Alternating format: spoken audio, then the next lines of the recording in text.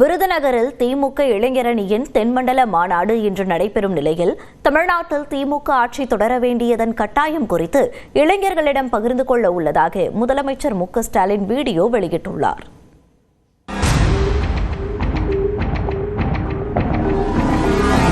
தமிழ்நாடு சட்டமன்ற தேர்தல் நெருங்கும் சூழலில் அனைத்து கட்சிகளும் தேர்தல் வேலைகளில் தீவிரமாக இறங்கியுள்ளன.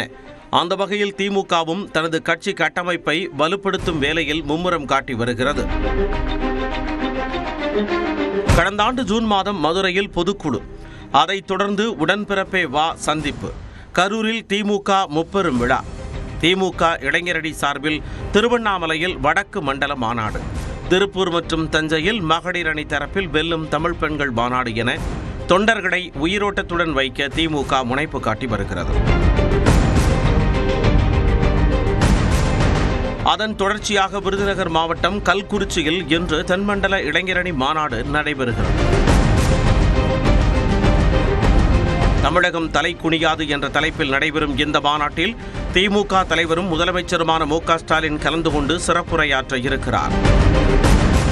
தென்மண்டலத்தை சார்ந்த மாவட்ட, மாநகர, ஒன்றிய, நகர, பேரூராட்சி அலுவலக இளைஞரணி நிர்வாகிகள் உட்பட சுமார் 1.5 லட்சம் பேர் இந்த மாநாட்டில் பங்கேற்க உள்ளனர்.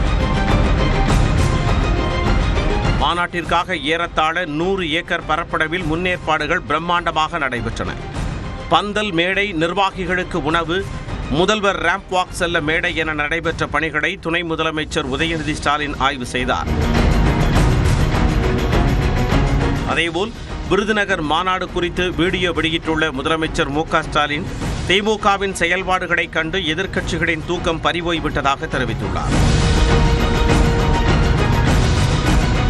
விருதுநகர் மாநாட்டில் எதற்காக திமுக தொடர்ந்து இயங்க வேண்டும், இளைஞர்கள் எவ்வாறு கொள்கையுடன் செயல்பட வேண்டும், எதற்காக திமுக ஆட்சி தமிழ்நாட்டில் தொடர வேண்டும் என்பது பற்றி இளைஞர்களிடம் பகிர்ந்து கொள்ள உள்ளதாகவும் முதலமைச்சர் தெரிவித்துள்ளார்.